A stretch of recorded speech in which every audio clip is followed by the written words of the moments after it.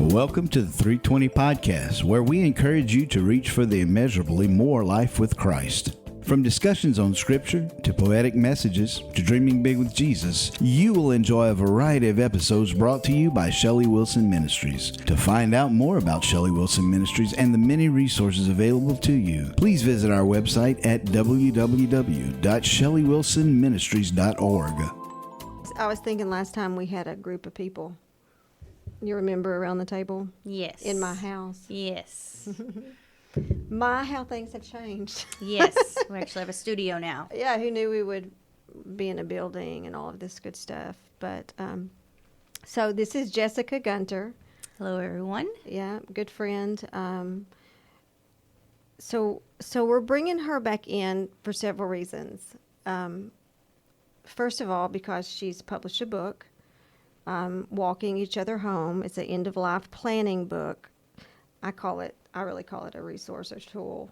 You know, like Workbook, everybody yep. needs one of these. Yep. But I know the listeners. We were just talking about this before we came on. I know some of the listeners will not know your story. So let's talk about the book. Why you felt the need, because a lot of this, I believe, was an unction from the Lord. You know, this is what I call out of the box, right? You Right. felt all of that. Right. You didn't know you were going to do a book necessarily when I first heard your story. Right. So let's start with the book and then let's kind of backtrack how you got here. How's that? Okay. Okay.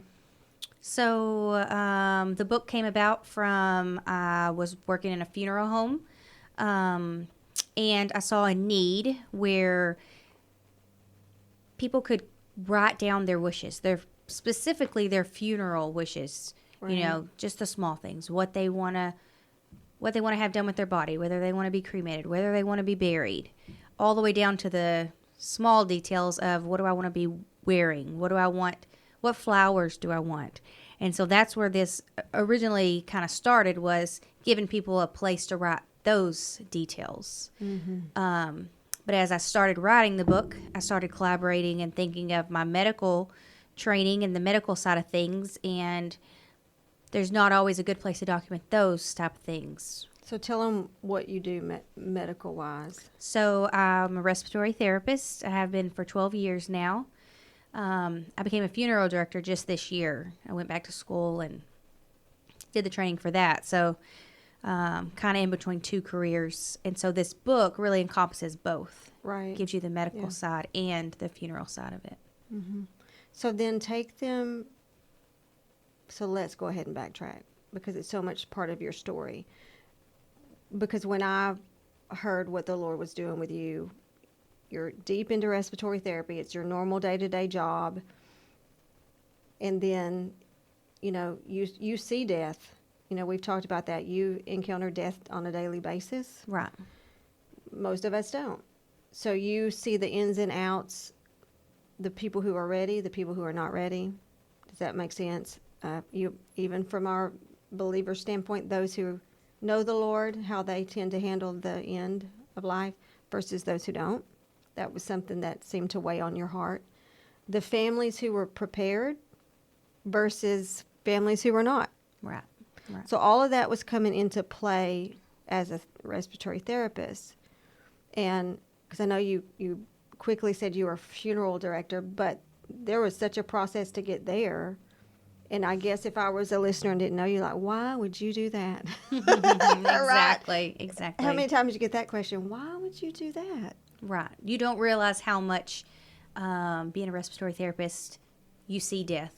For people who don't know, a respiratory therapist deals with a lot of people who are in stage disease processes, and now they are on a ventilator.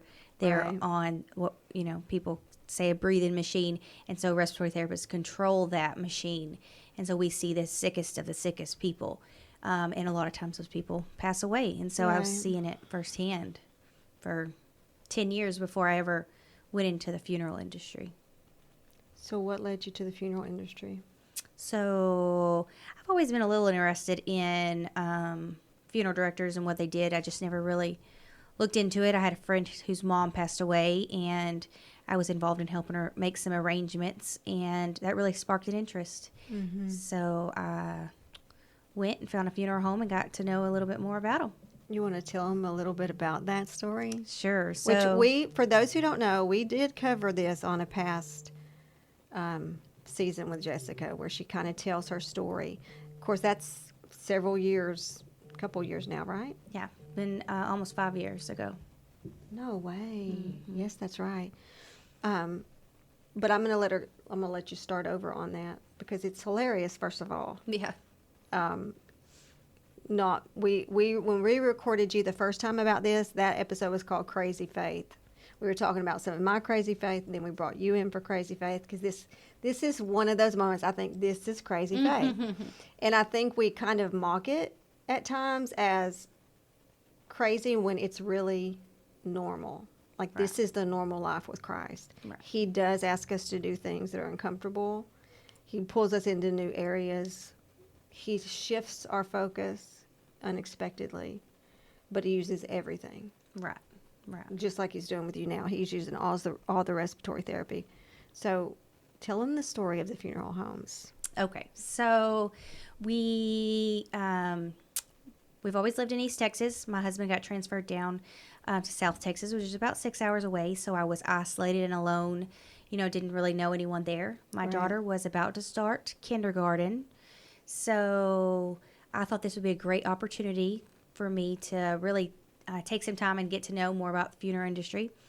And God really laid it on my heart to just go introduce myself to the funeral homes and maybe see if they just let me shadow them for the day, just get to know them. So I fought with God about this for a while, and I finally said, okay, God, I'll do it. So I printed my professional resume, dressed nice, went to the first funeral home. There was 3 in town. No way. You skipped over such a funny part.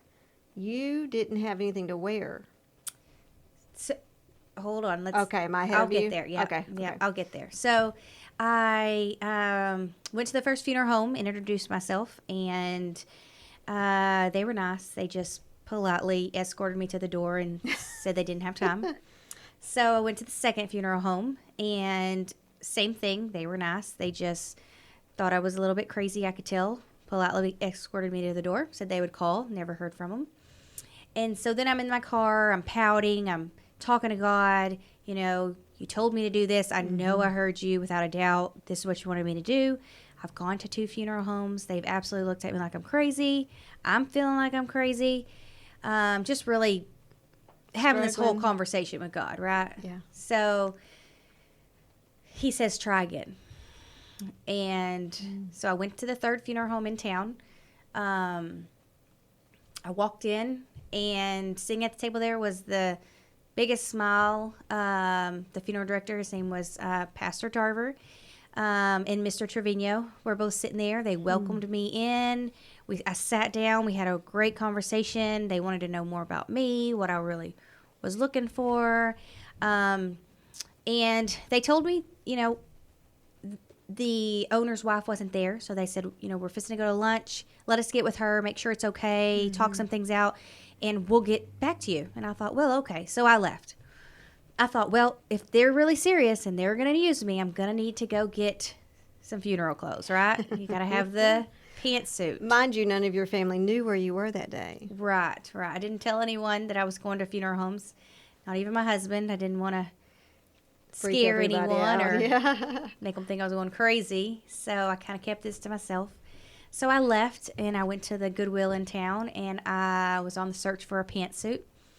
And it was my lucky day because I found 3 pantsuits that fit me perfectly and some nice funeral shoes.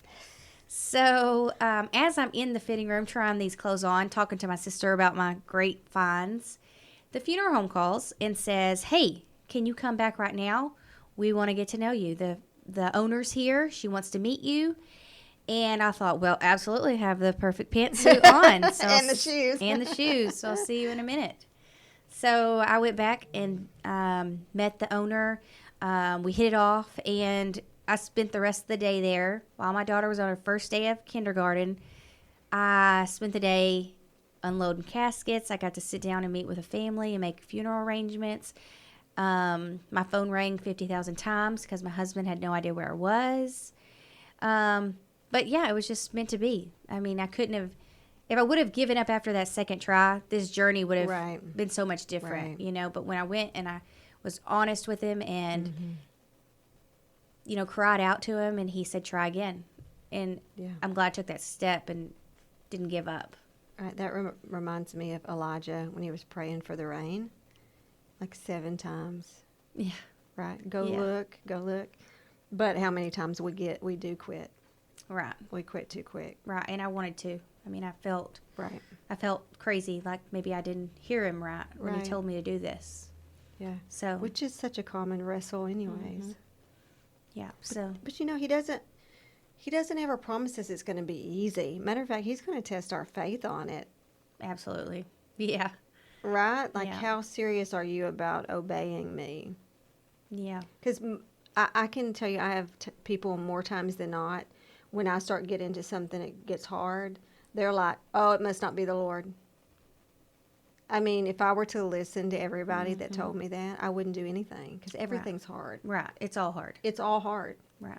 You know, I don't find anything in the scriptures that were real easy, Right. you know, but that's pretty cool. Yeah. So, so now so you went to New York, COVID hits. Right. So I worked at the funeral home for 2 years, and then COVID hit, and I went to be a frontline worker in New York to help the fight against COVID. So I went back into respiratory therapies and left the funeral directing behind. Right. But don't you think all of that's played a part? Oh yeah. Tell them about the,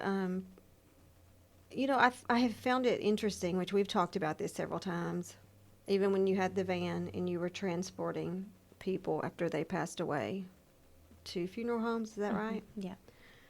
And that didn't last that long, Right. Just but you learned that part of the industry, which is, to me, training. right. Because you have an understanding that needed to be understood. And I remember when you first talked to me about this too, one of the things on your heart was to take care of families as they go through the process. You were concerned about, funeral prices. You were concerned about the shock of it all and how rapid, the families don't have a lot of time to grieve. They're in a state of shock often. They can't think through, which is part of the reason you did the book. They can't think through questions that are asked after a loved one passes away, which I think all of that played into what you wrote in the book. So think about some of those things. You ended up handling a funeral of a family member not too long ago Right. because of all you've learned. Right. So kind of speak to that, and maybe some of the things you saw that maybe you thought, oh, I need to put that in the workbook. Yeah. So since I started this journey, he's put me in different scenarios. Like you said, I had an uncle that passed away who wanted to be cremated, and I was able to walk alongside my aunt and help her take on those tasks of getting her paperwork in order, to contacting crematory, to we printed the memorial folders ourselves. We did a little memorial all ourselves, and then we even planted his. We buried his ashes. So, there's been different scenarios over the years, just like that, where I had a transportation business. He gave me the opportunity to work directly for other funeral homes, where, for those that don't know, funeral homes will hire companies to transport loved ones when they're transporting them across the state, maybe to a different funeral home, or they have to go to the medical examiner's office for autopsies. They'll hire companies to transport them for them. So God gave me a chance to be on that end of it and see the transport side of it. So I had a small company that did that for a while. And then, with my medical background, going back in and seeing COVID play its toll on people so suddenly, we had Right. all these young 30-year-old healthy individuals who, in the blink of an eye, now are on death's door. Yeah. And so I've got to see firsthand with COVID how quickly things can change and how you need to have that paperwork in order now, because you never know what's promised for tomorrow. Right. So. Exactly.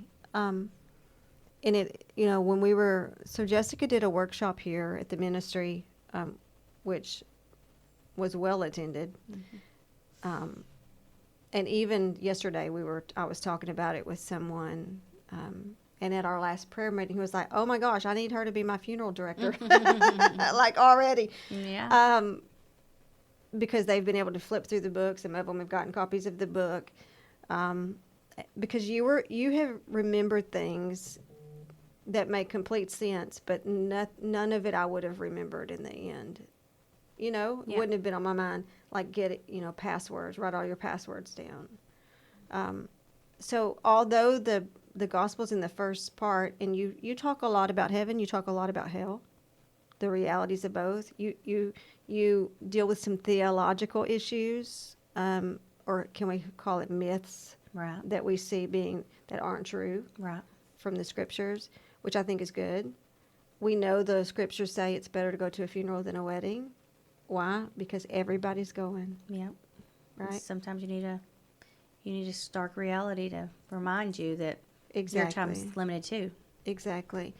And so one of the things I thought was interesting, because, I'm a tool girl. Anyways, I love to use tools. I used tools with girls before I started ministering to women, is it's not surprising to me that God would take somebody and put them in this industry. Not surprising at all. Because he's got to. This is prime opportunity. Right. Hate to say last ditch effort, Mm-hmm. but for some, yeah. Yeah. Right? For some, it's the reality of, okay, there is a heaven, there is a hell. The minute my eyes are closed, there is no more. Mm-hmm. It's already been solved. It's like you've chosen. Right. So you deal with a lot of that, which is, my favorite part. Yet the practical side of it all too, which so many people were thankful for in the workshop, of taking the burden off the family and not leaving it, because I think so many of us would have left it to our kids to choose, right? But you saw that just wasn't good. Right. There's so much strife and diversity when someone passes away. The families often, I'm pretty sure all of us can sit down and think of a moment where you saw a family, their loved one passed away, and it caused so much divide and so much conflict on just making those decisions, because everybody has their own idea of what they think that person would want. So if you can take those decisions off of your family, it just makes the process so much more peaceful for them. And then no one's up in the air. Yeah, no one's questioning. And, we all tend to say things, and, we watched a movie and maybe say, well, I would never want to be cremated. But then you saw something else. You may have said to another child, well, cremation might not be that bad. Well, now you've got two scenarios where one kid thinks you don't want it, one kid thinks you do. That's a good point. When the time comes, now both these kids think they're right. And they both heard you right. Yeah. But ultimately, what was your choice? If you didn't tell them, if you never wrote it down, right, they're both going to think they're right. And that causes a lot of strenuous conflict that can easily be resolved if you just write your wishes down. Absolutely. Mm-hmm. We've seen that. Even in our own family, the death of nothing being written down. Mm-hmm.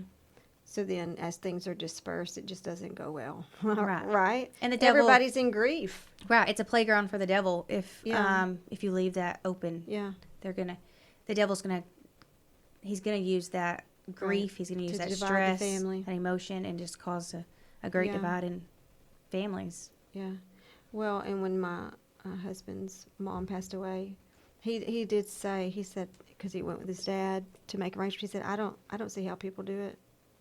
He said, it was even hard for me, because they're both in grief. Yeah. Father and son, they're both in grief. Right. There's a lot more decisions than people realize. Yeah. He just was blown away at the massive questions that had to be answered right away. Right. Everything, when someone passes away, you have to you have about a day or two to make all those decisions, and there's a lot of decisions. Right. A lot of money is involved in those decisions. Yeah. If you can pre-plan, you can usually save your family a lot of money Right. too. So do you want to talk about where you feel like the Lord is taking this, where your heart's desire is? Well, that road keeps twisting and turning a little bit. When I first started this journey, I really thought, the goal was to have a funeral home. And I still think that is in the plan.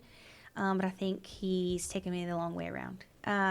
Ultimately, I think the end game here is I would love to own, I say funeral home, but I don't want anything traditional about it. I don't want, when you think funeral home, that's not what I'm thinking. I would more relate it to maybe a community center / event center, somewhere that's warm, welcoming. When you think of funeral home, that's not really the word you would use, you know? So I want to have somewhere that help people from day one, not just somewhere that they come when their loved one passes away, but somewhere where they can come and get information, be used educationally to prepare people for all aspects of it. Grief counseling, not just the moment of death and those days that follow, those few days that follow. I want to be able to offer people, preparing for whatever, they're facing, that disease, that be a good educational resource for that.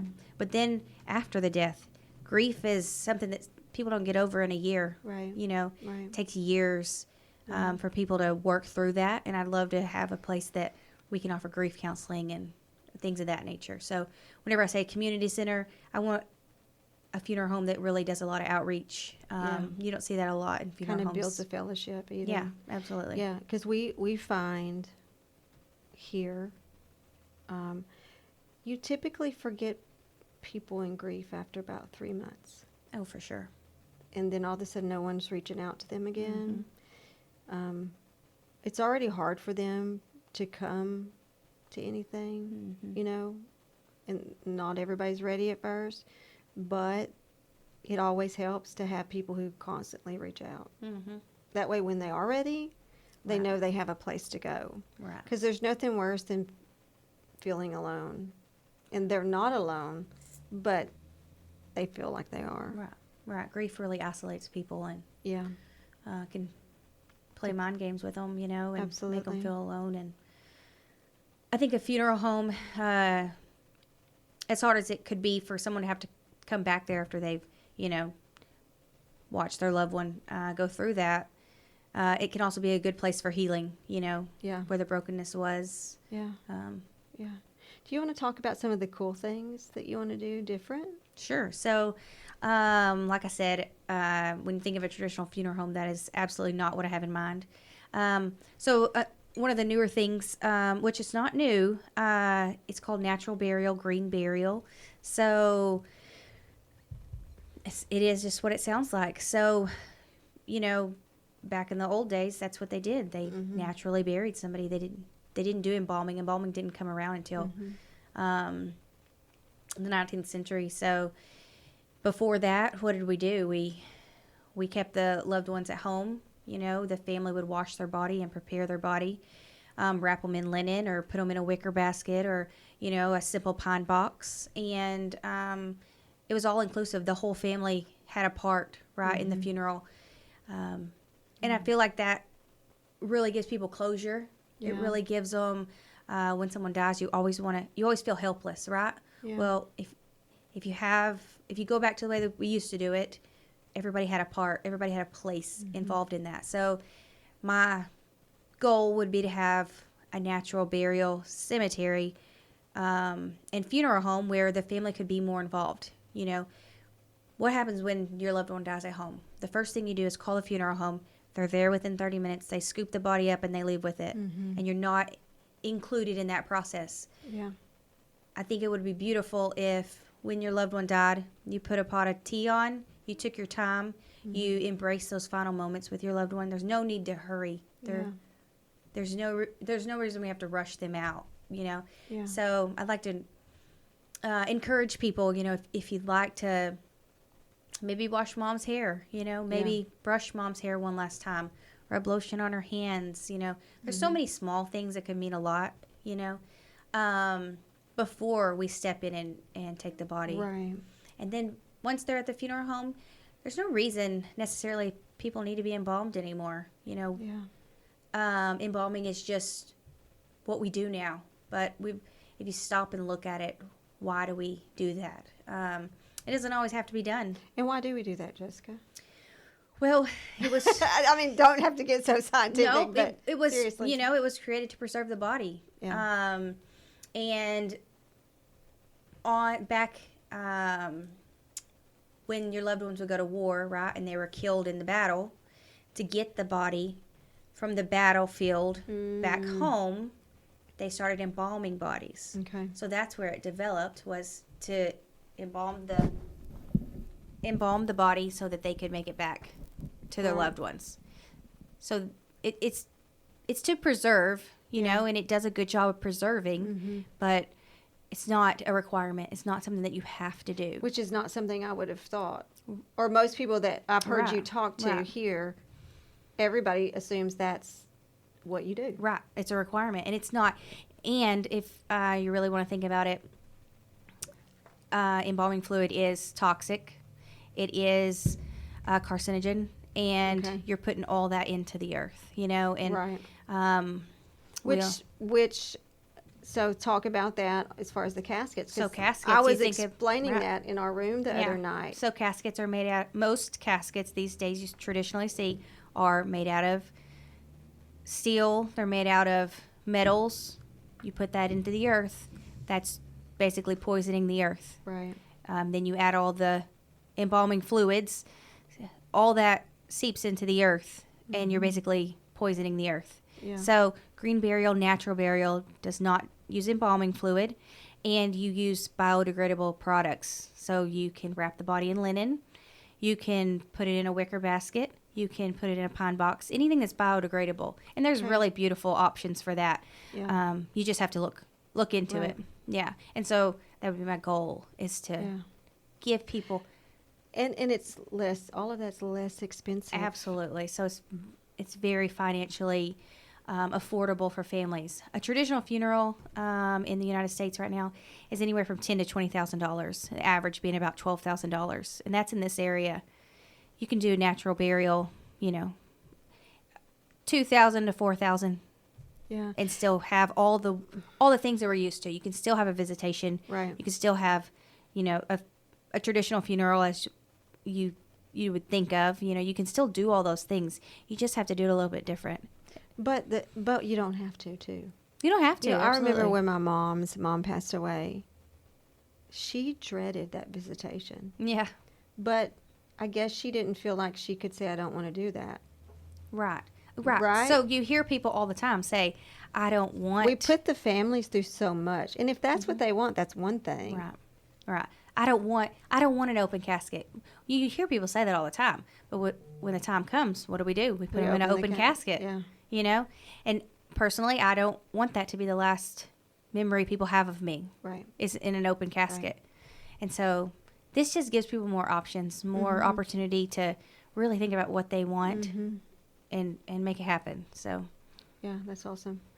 And I know affordability was important to you because there are some people having to take out loans yes, yeah. to bury their loved ones, which And that's terrible.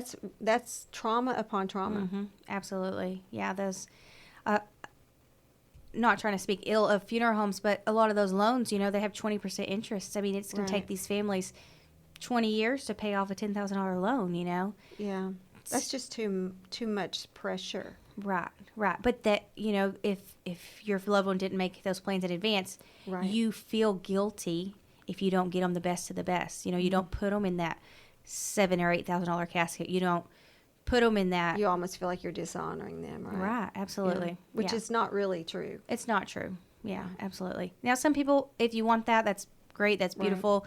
But I just want people to have more options. Right. One of my favorite parts of your workbook is things I want my loved ones to know. And you put, in my life, God has gotten me through, ... Right. or my favorite Bible verses. Mm-hmm. I mean, because let's be honest, we don't always have those discussions family-wise, or if it's extended family, they wouldn't know. Mm-hmm. You know what I mean? For me, I've been to many funerals where, let's say, pastor didn't really know the family. Mm-hmm. Whoever's preaching it doesn't know the family. They don't know what to say. Not a lot of comfort there, Mm-hmm. right? Right. But it would be comforting to me to hear things, or to know that my kids, I can write something down like this is what I want you to remember. This Right. is what I want you to know. That it's not just a funeral day moment, Mm-hmm. something they'll carry for life. Yeah. Right? So it almost leaves a legacy of things that were possibly never said. Right. There's a lot of valleys that we go through that we don't always talk about. Right. Maybe your kids were little when you went through that valley and you never shared it with them. Right. Maybe, you just dealt with it yourself and you never really talked about whatever those issues were, whatever you went through that God got you through. This just gives you a chance to write those things down, to give your families the peace of knowing that they're going through a valley right now, but Right. here's This is some, how mom or dad got through it. right. This is Yeah. how they went through those moments in their life. This is how they pursued on, Mm-hmm. It just really gives you time to sit down and think of what's important to you and what you want your family to remember you for. Right. Right. And then, for me, just because the way I think, those in my family that aren't believers, or maybe they are, but they're not really walking with the Lord. Mm-hmm. This kind of causes reflection. Yeah, for sure. Yeah, I I like so this. it's an evangelistic tool for me. Absolutely. So, say you've walked your whole life with the Lord and you've been very outspoken about it, but when it comes to your death, that can also be a testimony. Right. You can use that absolutely as a testimony. If you've ever been to a funeral of someone who absolutely loved the Lord, it's going to show in their funeral. Yeah. And we've all been to that funeral where we got goosebumps, where you could feel the presence of the Lord there. And Yeah. this book can help you get there. It can help you think about Exactly. those things so that the peace is just overflowing, Yeah. even at your funeral. And to even plan, because it made me think, and I'm pretty outspoken, but it made me think about, okay, that is my last hurrah. Yeah. Yeah. That is Shelly Wilson's last moment to make impact. What am I going to do? Right. What What do I want to do that day? Mm-hmm. Yeah. And this gives you all the possibility in the world. Yeah. Preach your own sermon, Oh, sister. and my family already knows. Of course, they're like, you better put that in your will, because how Yeah. they're like, we're not going to let you preach yours. I will tell my attorney. But it does. It makes, it's so strange to almost be excited about that. Mm-hmm. Yeah, Like absolutely. to know that's planned, and that, I may be gone, but you're going to hear me one more time. Yeah, I get the final word after all. Yeah. Yeah. So I think Yeah. that's pretty awesome. Yeah, there's just, the possibilities are endless if you really sit down and have the hard conversations now, Right. think about those things.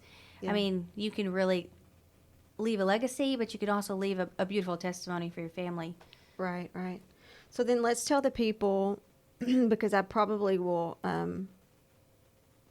scatter this on this radio station too. So you're going to be doing more workshops. Right. So the goal of this book is just to not just talk about the book. I want to sit down and put a pen to paper Right. with you, and let's go through the book together, and let's do it together, because oftentimes if you hand somebody a book, they're going to take it home, they're going to sit it in the corner, Shelf, yeah. and they're just never going to take the time to actually put the pen to it. So my goal is to have another workshop coming up in February. We're going to try to have one here in Troop, and sit down with you and let's walk through it, and let's put the pen to paper, and let's answer those questions together. Okay. So what's the best way to get hold of you? We do an email? I have an email, jessicagunter33@yahoo.com. And I also have a Facebook page, Walking Each Other Home. That's right. Yep. And Instagram, Walking Each Other Home. So I've got some new videos put together. So just tackling topic by topic. So you can follow me on Good. Facebook, Instagram, and just catch little tidbits of things that we don't talk about enough. Right. And you know what? I'll put those links up too. Yeah. Where we can on our Facebook, which I think we already have some of that, but we'll do that. And then on the station. Just because sometimes they'll listen and they'll want to go right there for it, but they'll forget it. You know what I mean? Mm-hmm. So we can do that. So anything else you want to share? You pretty much covered the whole story, although it's been an extended time period for the Lord to get you here. You're currently working in North Dakota. You're right. COVID. Right. Still working COVID.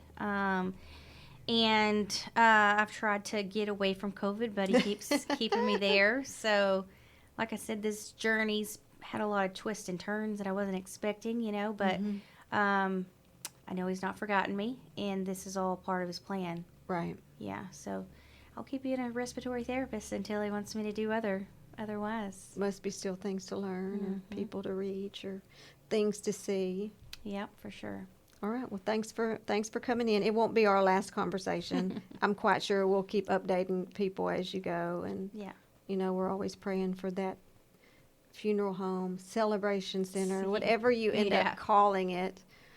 So for those who are listening who are prayers, pray in the land. Absolutely. Pray in the land where she is to be. God already knows. Right. He knows. He knows where he wants it. Absolutely. Yeah. We hope today's episode has blessed you and encouraged you to pursue Christ passionately.